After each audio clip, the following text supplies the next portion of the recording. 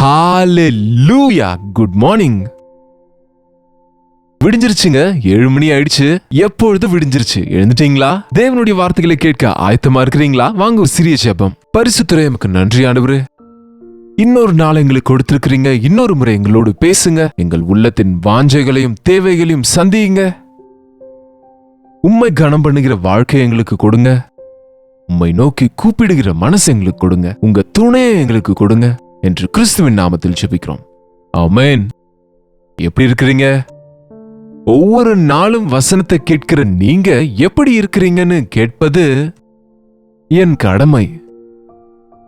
தேவனுடைய வார்த்தையை தினமும் உங்களுக்காக காலை 7 மணிக்கு இந்த அனுதின தியானத்தை தவறாமல் கொடுத்து கொண்டிருக்கிறோம். இந்த அனுதின தியான நிகழ்ச்சியில எவ்வளவு பாக்குறீங்கன்னா தினமும் பாக்குறீங்கன்னு சொல்றாங்க. நல்லது, சந்தோஷம், தேவனுக்கு ஸ்தோத்திரம். ஆனால் வசனத்தை நீங்கள் கேட்கும் பொழுது உங்களுக்குள் விசுவாசம் பெருகுகிறதா? உங்களுக்கு தேவ பயம் உண்டாகிறதா? உங்களுக்குள் மாற்றம் உண்டாகிறதா? சுத்த இருதயத்தை உங்களால காத்துக்கொள்ள முடிகிறதா? அவ்வப்போது தேவனுடைய வார்த்தையினாலே உங்களுடைய நிலையை நீங்க உணர்ந்து ஆண்டவர் சமூகத்தில் ஜெபம் பண்ணி மனஸ்தாபப்பட்டு தேவையானால் சுத்திகரிக்கப்படுகிறீங்களா? இது ரொம்ப முக்கியங்க. கேட்கிறவர்களாக மட்டும் இருந்தா போதாது, கேட்டதன்படி நடக்க வேண்டும். நீங்க ரட்சிக்கப்பட்டீங்களா? பேப்டிசம் எடுத்தீங்களா? அப்போ உங்களை என்ன சொல்லுவாங்க? விசுவாசிகள் என்பாங்க. அந்த விசுவாசத்தை வளர செய்ய வேண்டும். அந்த விசுவாசத்தை காத்துக்கொள்ள வேண்டும். விசுவாசத்தை கூட போஷிக்கணுங்க. நமக்கு விசுவாசம் இருக்கு என்று அதற்கு ஏற்ற போஷாக்கு இல்லாவிட்டால் எனக்கு உடல் இருக்குன்னு சொல்லி அந்த உடலை நம்ம போஷிக்க வேண்டாமா? அந்த உடலுக்கு தேவையான உணவை கொடுக்க வேண்டாமா? அதுபோல நம்ம விசுவாசத்துக்கு கூட ஆகாரம் இருக்கிறது. மனுஷன் அப்பத்தினால் மட்டும் அல்ல, தேவனுடைய வாயிலிருந்து புறப்படும் ஒவ்வொரு வார்த்தையினாலும் பிழைப்பான். கேட்பதினாலே விசுவாசம் உண்டாகும். கேட்பதும் இயேசு கிறிஸ்துவை குறித்த வார்த்தையினாலே விசுவாசம் விருத்தி அடையும். நீங்க விசுவாசிங்க தானா? பாருங்க, கொரிந்தியருக்கு எழுதின 2வது நிருபம் 13ஆம் அதிகாரம் 5ஆம் வசனம் வாசிக்கிறேன், கேளுங்க. நீங்கள் விசுவாசம் உள்ளவர்களோ இல்லையோ என்று உங்களை நீங்களே சோதித்து அறிந்து கொள்ளுங்கள். பவுல் கொரிந்து சபைக்கு எழுதுகிறார். 2 வருடங்கள் அவங்க நடுவுல இருந்து தேவ வார்த்தையை அறிவித்து அவர்களுக்குள் எழுப்புதலை உண்டாக்கின பிறகு இந்த கடைசி 2வது நிரூபத்திலே கடைசி அதிகாரத்திலே கேட்கிறார், நீங்கள் விசுவாசம் உள்ளவர்களோ இல்லையோ என்று உங்களை நீங்களே சோதித்து அறிந்து கொள்ளுங்கள். உங்களை நீங்களே பரீட்சித்து பாருங்கள். யாரும் நமக்கு பரீட்சை வைக்க வேண்டிய, டெஸ்ட் வைக்க வேண்டிய அவசியம் இல்லை. நம்ம விசுவாச விஷயத்தில் நம்மை நாமே சோதிக்க வேண்டும். நம்மை நாமே பரீட்சித்துக் கொள்ளணும். நம்மை நாமே சரி செய்து கொள்ளணும். விசுவாசத்தில் எவ்வளவு நான் வளர்ந்திருக்கிறேன்? நீங்கள் விசுவாசம் உள்ளவர்களோ இல்லையோ என்று உங்களை நீங்களே சோதித்து அறியுங்கள். உங்களை நீங்களே பரீட்சித்துக் கொள்ளுங்கள். எப்படி பரீட்சிக்கணும்? எனக்கு விசுவாசம் இருக்கு என்கிறவங்க கடன் வாங்க மாட்டாங்க. எனக்கு விசுவாசம் இருக்கு என்கிறவங்க எல்லா சின்னதுக்கும் கலங்க மாட்டாங்க. எனக்கு விசுவாசம் இருக்கு என்கிறவங்க என் தேவன் என்னை குணப்படுத்துவார் என்று நம்புவாங்க. எனக்கு விசுவாசம் உண்டு என்னும் போது, எனக்கு அநியாயம் நடக்கும்போது, அவமானப்படும் பொழுதும் உடனே உலக ரீதியா ரியாக்ட் ஆக மாட்டாங்க. என் ஆண்டவர் எனக்கு உதவி செய்வாரு, என் ஆண்டவர் என் பட்சத்தில் இருக்கிறார் என்று விசுவாசிங்க மௌனமா இருப்பாங்க. விசுவாசம் இருக்கும்போது நீங்க அதை கிரியையில் காண்பிக்கணும். உங்க தெய்வம் பெரியவர் என்கிற விசுவாசம் உங்களுக்கு இருந்தா நீங்க குறைவுல இருக்கிறீங்கன்ற துக்கம் உங்களுக்கு இருக்காது. உங்களுக்கு உங்க தேவன் அற்புதங்களை செய்கிறவர் என்கிற விசுவாசம் உங்களுக்கு இருந்தா இந்த கஷ்டத்துல, இந்த வேதனையில என்னை யார் விடுவிப்பாங்கன்னு அழமாட்டீங்க. உங்களை நீங்களே சோதித்து பாருங்க. கஷ்ட காலங்களில், பாடுகளில், வேதனைகளில், போராட்டங்களில், நிந்தைகளில், அவமானங்களில், குறைவுகளில் நீங்க விசுவாசிய போல நடக்கிறீங்களா? அவ்விசுவாசிய போல நடந்து கொள்றீங்களா? உங்களுக்குள் விசுவாசம் உள்ளதோ என்று உங்களை நீங்களே பரீட்சித்து பாருங்க, பார்த்து கொள்ளுங்க. என்னங்க, இயேசு கிறிஸ்து உங்களுக்குள் இருக்கிறார் என்று நீங்கள் அறியீர்களா? நீங்கள் பரீட்சைக்கு நில்லாதவர்களா இருந்தால் அறியீர்கள். பரீட்சைக்கு நில்லாதவர்கள் அநேக இந்த கடைசி காலத்துலங்க விசுவாசத்தில் நில்லாதவங்களா இருக்கிறாங்க. அவங்க விசுவாசிங்க தான், அந்த விசுவாசத்திற்கே எதிராக திரும்புகிறவங்க. இப்போ ஒரு புதிய வகை வியாதிகள் வருதுங்க. நம்முடைய உடல்ல, நம்முடைய சரீரத்தில் இருக்கிற சில நம்ம சேனை நோய்க்கு எதிராக போராட வேண்டிய அந்த செல்ஸ் நமக்கு விரோதமா வேலை செய்யுமாம். இப்படிப்பட்டவங்களுக்கு நோய் வந்தா எவ்வளவு கஷ்டம் பாருங்க. இதை ஆட்டோ இம்யூன் டிசார்டர் என்று சொல்லுவாங்க. என்னங்க பாருங்க, அந்த வியாதியிலிருந்து அவங்களுக்கு சுகமே கிடைக்காது. உங்க நோயை எதிர்க்கிற சக்தி கூட எதிர்கட்சியில சேர்ந்தது போல. உங்க சத்துருக்களோடு உங்க பட்சத்துல இருக்கிறவங்க சேர்ந்துட்டா அவங்க நிலைமை எப்படி இருக்கும்? அப்படி ஆகி விடுகிறது. இன்றைக்கு விசுவாசிங்க விசுவாசிங்கன்னு சொல்லிட்டு விசுவாசிகள் அவிசுவாசிகளோடு சேர்ந்து விடுகிறாங்க. அவிசுவாசிகளை விட மோசமான நிலைக்கு போகிறாங்க. விசுவாசத்துல சீர்கெட்டு போயிருக்கிறாங்க. பா, இந்த சீர்கெட்டவங்க என்ற வார்த்தை எவ்வளவு பயங்கரம் தெரியுமாங்க? தேவன் விட்டு விட்டவங்க சீர்கெட்டவங்க. தேவனை விட்டு விடுகிறவங்க சீர்கெட்டவங்களா இருப்பாங்க. தேவனாலே கைவிடப்பட்டவங்க இப்படிப்பட்டவங்களா இருப்பாங்க. ஒருவேளை ஆகாரத்துக்காக தன் சேஷ்ட புத்திர பாகத்தை விற்று போட்ட ஏசாவை போன்ற சீர்கெட்டவனும் விபச்சாரியும் உங்களில் யாராவது அப்படி இருப்பார்களோ என்று பார்த்து கொள்ளுங்கள். யாருங்க இந்த ஏசா? ஏசா ஆபிரகாமினுடைய பேரன். தாத்தாவின் ஆசீர்வாதங்கள் பேரன்களுக்கு தான் வரணும் நியாயமா. தாத்தாவின் சொத்தெல்லாம் பேரன்களே எடுத்துக்கொள்ளலாம். அப்படிப்பட்ட விசுவாசத்தின் தகப்பனாகிய ஆபிரகாமின் வம்சத்தை சேர்ந்தவன், ஈசாக்கை போன்ற ஜெபிக்கிறவன், தேவனாலே ஆசீர்வதிக்கப்பட்டவனுடைய மகனாக இருக்கிறவன், மூத்த மகனாக இருக்கிறவன், சேஷ்டபுத்திர பாகத்தின் மதிப்பை அறியாமல், சேஷ்டபுத்திர பாகம் என்றால் அதை விசுவாசத்தினாலே சுதந்திரிக்க வேண்டியதை விட்டுவிட்டு ஒரு கண்களால் பார்க்கிற கூழுக்காக தன்னுடைய சேஷ்டபுத்திர பாகத்தை விற்று போட்டான். இன்றைக்கு விசுவாசிங்க இப்படிதான் மாறி இருக்கிறாங்க.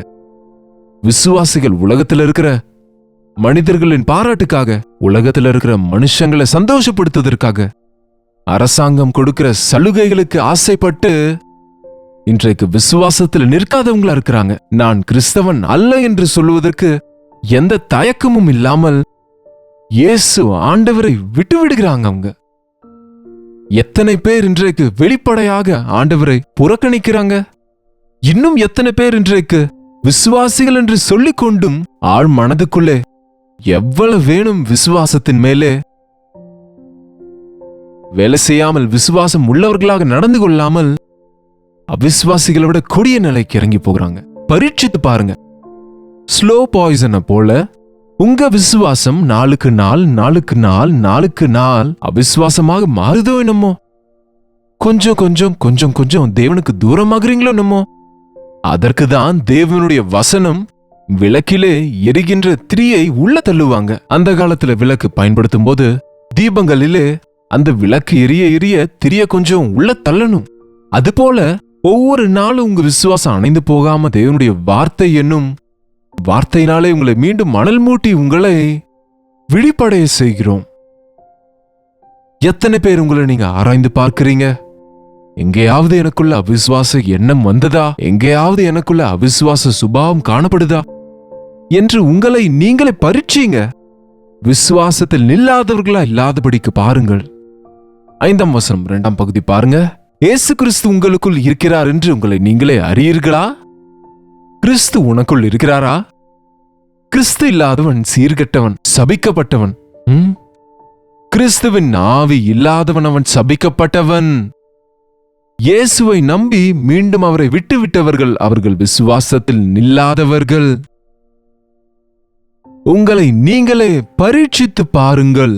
நாங்களோ பரீட்சைக்கு நில்லாதவர்கள் அல்லவென்பதை அறிவீர்கள் என்று நம்புகிறேன். மேலும் நீங்கள் ஒரு பொல்லாங்கும் செய்யாதிருக்கும்படியாக தேவனை நோக்கி விண்ணப்பம் பண்ணுகிறேன். இங்க பாருங்க, பவுலுடைய வாஞ்சைய பாருங்க. உங்களுக்காக நான் ஜெபிக்கிறேன். நீங்க விசுவாசத்தில் இருக்க வேண்டும் என்று, நீங்கள் விசுவாசம் அற்றவர்கள் ஆகக்கூடாது என்று, நீங்க விசுவாசத்தில் சீர்கெட்டு போகக்கூடாது என்று உங்களை நீங்களே பரீட்சித்து பாருங்க. உங்களை நீங்களே சோதித்து அறிந்து கொள்ளுங்கள். விசுவாசத்தில் இல்லாதவர்களா இராதீங்க. ஆண்டவருடைய அன்பை மறக்காதீங்க. உங்களுக்காக நான் விண்ணப்பம் பண்ணுகிறேன். உண்மையா தேவ வசனத்தை கேட்கிற நீங்க எல்லாரும் விசுவாசத்தில் பெருகும்படியாக, விசுவாசத்திலே தேவனை மகிமைப்படுத்துகிற வாழ்க்கைகள், அற்புத அதிசயங்களை பார்க்கிற வாழ்க்கைகள் உடையவர்களாக நீங்க இருக்க வேண்டும். விசுவாசம் நமக்கு பலத்தை கொடுக்கிறது. இந்த விசுவாசம் வல்லமையை கொடுக்குது. விசுவாசத்தினாலே அசாத்தியமான காரியங்களை சாத்தியமாக மாற்ற முடியும். உங்களுக்கு கடுகளவு விசுவாசம் இருந்தால் இந்த மலையை சமுத்திரத்தில் விழ சொன்னால் விழும் என்று ஆண்டவர் சொன்னார். நம்ம விசுவாசம் சின்னதானாலும் அது பலமுள்ளதாக, பூரணமானதாக ஆண்டவர் மேல கொண்டிருக்கிற விசுவாசம் இருக்கும்போது எந்த சோதனைக்கும் நம்ம கலங்க வேண்டிய அவசியம் இல்லை. இதோ இயற்கை பேரிடர்கள் வந்தாலும், உடல்ல நோய்கள் வந்தாலும், அநேக நேரம் நம்மை சோதிக்க பிசாசு வைக்கிற பலவித பலவீனங்களாலே, மனசோர்வுகளால இன்றைக்கு அநேகர் விசுவாசத்தை இழந்து போகிறாங்க. அதற்கு காரணம், உலக காரியங்களாலேயே உங்க மனதை நிரப்பிக் கொள்றீங்க. உலக ரீதியாகவே உங்க சிந்தனை இருக்கிறது. காணப்படுகிறவைகளே நீங்க விசுவாசிக்கிறீங்களே தவிர காணப்படாதவைகளின் நிச்சயமே விசுவாசம் என்று காண்கிற சத்ருவை பார்க்கிறீங்க. உங்களுக்கு பின்னே காணப்படாத அவருடைய கரம் உங்களுக்கு துணையாயிருக்கிறது என்று, உங்கள் பட்சத்தில் தம்முடைய காரியத்தை செய்கிற தேவன் இருக்கிறார் என்று விசுவாசியாம இருக்கிறீங்க. எந்த சத்ருவுக்கும் நீங்க பயப்பட அவசியம் இல்லை. சத்ரு உங்களுக்கு எதிராக வேகமா வருவது போல இருந்தாலும் ஆண்டவர் தடையா நிற்கிறவராக இருக்கிறார் என்ற விஷயத்தை நீங்க உணர வேண்டும். நீங்க செய்கிற ஜெபம் உங்களை சுற்றி வேலியாக இருக்கிறது. நீங்க ஆண்டவராக இயேசு கிறிஸ்துவின் சிலுவையின் மேலே வைத்த விசுவாசம் உங்களுக்கு, இயேசு கிறிஸ்துவின் ரத்தம் உங்களுக்கு கவசமா இருக்கிறது. வை அநேகர் பெரிய ஆளுங்க, விஐபிஸ் புல்லட் ப்ரூஃப் ஜாக்கெட் போட்டுக்கொள்வாங்க, புல்லட் ப்ரூஃப் கார்ஸ்ல போவாங்க. காரணம், யாராவது அவங்கள குறிப்பார்த்து சுட்டாலும் அது அவர்களுக்கு தீங்கு செய்யாமல் இருப்பதற்காக. அதுபோல நமக்கு இயேசு கிறிஸ்துவின் ரத்தம் என்னும் கவசம் நம்மை சுற்றி இருக்கும்போது, அவருடைய இரத்த கோட்டைக்குள்ள இருக்கும்போது பிசாசின் அக்கினி அஸ்திரங்களை அவித்து போட முடியுங்க. பிசாசு நமக்கு எந்த தீங்கும் செய்ய முடியாது. நீங்க விசுவாசித்தால் அற்புதங்களை நீங்க பார்ப்பீங்க. உன் பக்கத்தில் 1000 பேரும் உனது வலது பக்கத்தில் 10,000 பேர் விழுந்தாலும் எந்த ஆபத்தும் உனக்கு வராது. வசனத்தை எவ்வளவு வாசித்தால், வாக்குத்தத்தங்களை எவ்வளவு நம்பினால் அவ்வளவாக நம்ம விசுவாசத்திலே வளர்ச்சி அடைவோம். அவ்வப்போது நின்று உங்க விசுவாசம், உங்களுடைய விசுவாசத்துல நீங்க எப்படி இருக்கிறீங்க என்பதை உங்களுக்கு நீங்களே பரீட்சித்துக் கொண்டு, சரியில்லை என்று நினைத்தால் மனஸ்தாபப்பட்டு இன்னொரு முறை ஆண்டவரின் பலத்தால நிரப்பப்படுங்க. ஃபியூவல் தீரப்போகுது என்பதை கார்ல நம்ம அந்த ரெட் சிக்னல் வரும்போதே கவனித்து பெட்ரோல் போடுவீங்க இல்லையா? அதுபோல நாமும் நம்முடைய வாழ்க்கையில, ஆவிக்குரிய வாழ்க்கையில பலவீனன் ஆகிறேன், என் விசுவாசத்திலே நான் பலவீனமா இருக்கிறேன் என்று உணரும்போது வசனத்தை வாசித்து முழங்கால் போட்டு ஜெபித்து தேவ சமூகத்திலே காத்திருந்தால் விசுவாசத்தின் கர்த்தராகிய ஆண்டவர் நம்மை பலப்படுத்துவார். ஜெபிப்போமா? பரிசுத்தரே, அன்புள்ள தகப்பனே, இந்த நேரத்திலே, இந்த கடைசி காலங்களில் மனுஷகுமாரன் விசுவாசத்தை காண்பாரோ என்கிற நாட்களில் நாங்கள் இருக்கையில, விஞ்ஞானம் அதிகரிக்க அதிகரிக்க விசுவாசம் இல்லாமல் போகிற காலத்திலே ஒவ்வொன்றையும் மனித கணக்குகளுக்குள்ளேயே முடித்துக்கொண்டு விசுவாசத்தோடு நாங்கள் கிரியை செய்யாமல் இருக்கிற இந்த காலத்திலே இயேசுவை நோக்கி பார்க்கிறவர்களாக, விசுவாசத்தில் இல்லாதவர்களா இல்லாமல், எங்கள் வாழ்க்கையில எவ்வளவாக உங்களை நாங்கள் நம்புகிறோமோ, மீது எங்கள் நம்பிக்கை வைத்திருக்கிறோம் என்பதை எங்களை நாங்கள் சோதித்துக் கொள்ளவும், பரீட்சித்துக் கொள்ளவும், மனஸ்தாபப்படவும், இன்னொரு முறை உம்முடைய சமூகத்தில் உம்முடைய பாதத்தை நாங்கள் பிடித்து கொண்டு விசுவாசத்தில் விருத்தியடைந்து வெற்றியுள்ளவர்களாக வாழ்வதற்கு எங்கள் ஒவ்வொருவருக்கும் உதவி செய்யும்படியாக இயேசு கிறிஸ்துவின் நாமத்தில் ஜெபிக்கிறோம் நல்ல பிதாவே, ஆமென். நம் பிதாவாகிய தேவனுடைய அன்பும் குமாரனாகிய இயேசு கிறிஸ்துவின் கிருபையும் பரிசுத்த ஆவியானவருடைய அந்யோன்யமும் ஐக்கியமும் கூடி வந்திருக்கிற நம் அனைவருக்கும் இப்பொழுதும் சதா காலமும் துணையாக இருப்பதாக. ஆமென்.